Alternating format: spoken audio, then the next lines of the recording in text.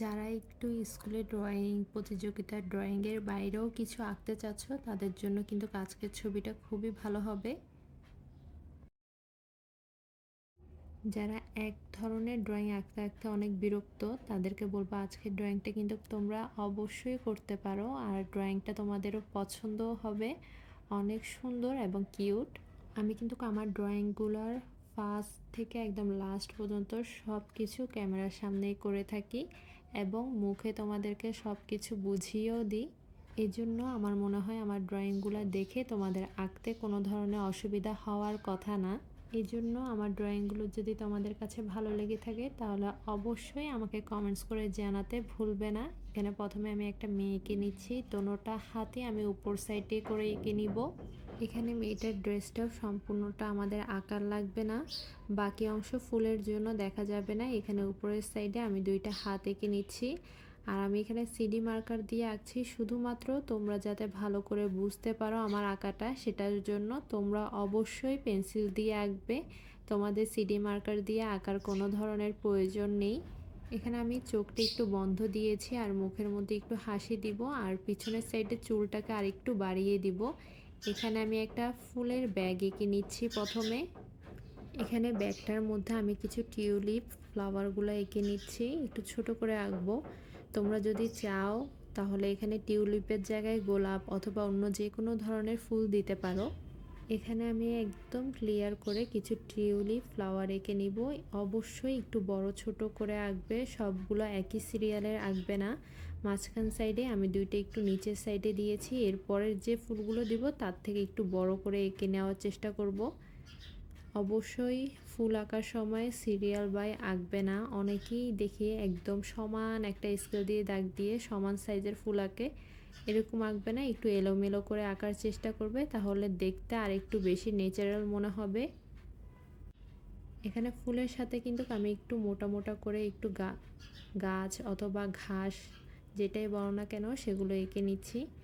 এগুলো একটু ক্লিয়ার করে আঁকছি যাতে করে আমার কালারটা করতে একটু সুবিধা হয়। এখানে অনেকেই ওয়াশ দিয়েও কাজ করে, ওয়াশ দিয়ে কাজ করতে পারলে ভালো, কিন্তু সবাই কিন্তু ওয়াশের কাজগুলো পারে না। এই জন্যই আমি একদম ক্লিয়ার করে তোমাদেরকে জিনিসগুলো এঁকে বুঝিয়ে দিই। আর যদি তোমাদের কোনো রিকোয়েস্ট থাকে সেটাও আমাকে কমেন্টস করে জানাতে পারো, আমি খুব চেষ্টা করব তোমাদের রিকোয়েস্টগুলো পূরণ করার। আর অবশ্যই তোমাদেরকে সবসময় বলি কমপ্লিট ভিডিওটা দেখবে, কেটে কেটে দেখবে না, কেটে দেখলে কিন্তু অনেক কিছু বোঝা যায় না। পরে দিয়ে তোমরা আমাকে কমেন্টসে জিজ্ঞেস করো যে আপু এই জিনিসটা কেমনে কী রং দিয়ে করেছেন। এই জন্য আমি তোমাদেরকে সবাইকে বলবো অবশ্যই সম্পূর্ণ ভিডিওটা দেখার চেষ্টা করবে। আমি কিন্তু ভিডিওগুলো তত বেশি লংও দিই না, মোটামুটি 10 মিনিটের ভিতরেই সবগুলো ভিডিও রাখার চেষ্টা করি। এখানে আমি পিছনে যে পাহাড়গুলো আছে একটু উঁচু নিচু করে পাহাড় দিয়েছি। এখানে তোমরা চাইলে সূর্যটা অবশ্যই এঁকে নিতে পারো পেন্সিল দিয়ে, অথবা সাদা রং দিয়ে এরকম ছোট করে দিতে পারো। এটা করেই তোমরা যে কোনো কালার দিয়ে চাইলে করতে পারো। আমি এখানে জল রঙের খাতাগুলো ব্যবহার করেছি, তোমরা চাইলে আর্ট পেপারের মধ্যেও এই ছবিটা করতে পারো। সূর্যটার মধ্যে সাদা দিয়েছি, এরপর হলুদটা একটু ছড়িয়ে দিব, এরপর বাদামি কালারটা দিয়ে দিচ্ছি। এখানে কালারগুলো আমি তেমন একটা মিক্স করব না, হালকা হালকা মিক্স করব। এখানে বাদামি কালারটা আমি একটু ভালো করে ছড়িয়ে দিচ্ছি। বাদামি কালারটা দেওয়া শেষে আমি নিচের সাইড থেকে একটু খয়েরি কালারটা দিয়ে দিব।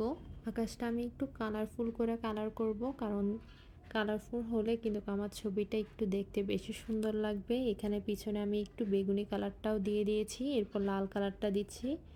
এখানে বেগুনি কালারটা খুবই কম পরিমাণে দিব, এরপর লাল কমলা যে কালারগুলো আছে সেগুলো দিয়ে ভালো করে মিক্স করে নিচ্ছি।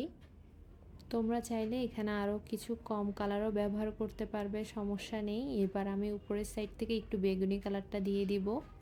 বেগুনি কালারটার সাথে একটু নীল কালারটা মিক্স করে নিব, সাথে একটু আকাশি কালারটাও দিয়ে দিচ্ছি। এরপর প্রত্যেকটা কালার একটু সাদার সাথে ভালো করে মিক্স করে নিব। মিক্স করার সময় কিন্তু আমি একটু হালকা কমলা যে কালারটা আছে সেটা আর একটু হলুদ কালারটা ভালো করে মিক্স করে নিয়েছি, কালারটা একটু ছড়িয়ে দেওয়ার জন্য। এরপর এখানে পাহাড়গুলোর কালার করে নিব। মাঝখানের সাইডটাতে আমি একটু বেগুনি কালার দিয়ে দিয়েছি, নিচের সাইডটাতে একটু নীল দিয়ে দিব, আর উপরের সাইডটাতে সাদা দিয়ে ভালো করে মিক্স করে নিচ্ছি। এরপর দূরের যে পাহাড়গুলো আছে ওগুলো একটু হালকা কালার দিব। এখানে বেগুনি আর সাদা কালারটা দিয়ে দিয়েছি। তোমরা চাইলে কিন্তু এখানে দূরের পাহাড়গুলো আরও বাড়িয়েও দিতে পারো অথবা কালারগুলোও চেঞ্জ করতে পারবে, কোনো সমস্যা নেই। এবার সামনের পাহাড়টা সেম পাশেরটার মতনই করে নিব, নীল, আকাশি আর সাদা দিয়ে। অবশ্যই কালারগুলো একটু ভালো করে মিক্স করবে, তাহলে দেখতে সুন্দর লাগবে। সবার শেষে আমি সাদা কালারটা একটু এক্সট্রা করে আবারও উপর দিয়ে দিব, যাতে আলাদা একটা লেয়ার মনে হয়। পাহাড়গুলো কালার করা শেষ, এবার ফুলগুলো কালার করে নিচ্ছি। আমি এখানে 2-3টা ফুলের কালার দেখিয়ে দিব, বাকি সবগুলো কালার সেমই হবে। এখানে গোলাপি আর সাদাটা দিয়ে মাঝখানের সাইডটা করে নিয়েছি। একই রকম সবগুলোর মাঝখানের পাপড়িগুলো প্রথমে করে নেওয়ার পর পাশের 2 সাইডের পাপড়িগুলো করব। এখানে লাল আর যে কমলা কালারটা আছে সেটি দেওয়ার পর একটু সাদা কালারটা দিয়ে দিচ্ছি। তোমরা এখানে একটু হলুদ কালারও দিতে পারো। সবগুলো ফুলের পাপড়ি এভাবেই করে নিবে, কারোরটা একটু ডিপ, কোনোটা একটু লাইট করে কালার করবে, তাহলে একটু ডিফারেন্ট মনে হবে। এরপর এখানে পাতাগুলো কালার করে নিব। প্রথমে টিয়া আর হলুদটা দিয়ে দিচ্ছি। একই রকম কোনোটাতে হলুদ আগে দিবে, কোনোটাতে টিয়া আগে দিয়ে এরকম কিছু পাতা কালার করে নিবে। কয়েকটা টিয়া হলুদ করার পর কিছু সবুজ কালার দিয়ে দিবে, কোনোটা একটু হালকা আর কোনোটা একটু গাঢ়। অনেকের ছবিতে দেখি এক কালার গাছের মধ্যে সবুজ কালার দিয়ে দিবে, টিয়ার সাথে মিক্স করে নিবে। এরকম করে করবে না, প্রত্যেকটা ফুলের পাতা এবং প্রত্যেকটা পাপড়ি আলাদা আলাদা করে কালার করবে, তাহলে তোমার ছবিটা মনে হবে যে অনেক ডিটেলসে করেছো এবং দেখতেও সুন্দর লাগবে। এখানে দেখতেই পারছো যে কতগুলো পাতা আমি একটু গাঢ় দিয়েছি, কিছু একটু হালকা। এরপর আমি ব্যাকগ্রাউন্ডটা একদম ডিপ করে কালার করে নিব, তাহলে আমার ফুল পাতা এই জিনিসগুলো আরও বেশি ভালো করে বোঝা যাবে। এর জন্য ভালো করে নেভি ব্লু কালারটা দিয়ে দিব, সাথে সবুজ কালারটাও মিক্স করব। এখানে প্রত্যেকটা ফুল পাপড়ি তোমরা দেখতেই পারছো আলাদা আলাদা বোঝা যাচ্ছে ব্যাকগ্রাউন্ডটা ডিপ দেওয়ার কারণে। এরপর মেয়েটার ফেসটা কালার করে নিব। এখানে একটু হলুদ, সাদা আর পিঙ্ক কালারটা ব্যবহার করেছি। এরপর মেয়েটার ড্রেসটাও আমি একটু হালকা পিঙ্ক কালারের দিয়ে দিব। তোমরা চাইলে ড্রেসের কালার চেঞ্জও করে দিতে পারো, তোমাদের ইচ্ছা মতন কালার দিতে পারো। এখানে পিঙ্ক কালারটার সাথে সাদা কালারটা ভালো করে মিক্স করে নিব। এরপর নিচের পার্টটা একটু ডিফারেন্ট কালারের দিব। এখানে একটু হালকা কমলা, সাদা, হলুদ এই টাইপসের করে কালারটা করে নিচ্ছি। কিন্তু ড্রেসের পুরো কালারটা একটু হালকা টাইপের রাখলেই বেশি ভালো লাগবে, কিন্তু সব কিছু ডিপ হয়ে গেলে তখন দেখতে ভালো লাগবে না।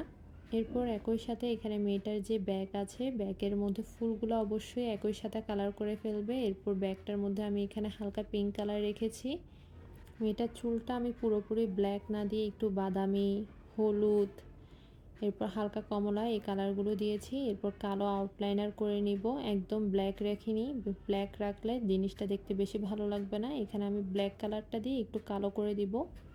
এরপর পুরো ছবিটা ভালো করে আউটলাইন করে নিব। আউটলাইন করার পর এখানে সাদা কালারটা দিয়ে জামার মধ্যে কিছু ভাঁজ আর ফেসের মধ্যে একটু ব্লাশন দিয়ে দিয়েছি, যাতে মেয়েটা দেখতে আরও বেশি কিউট মনে হয়।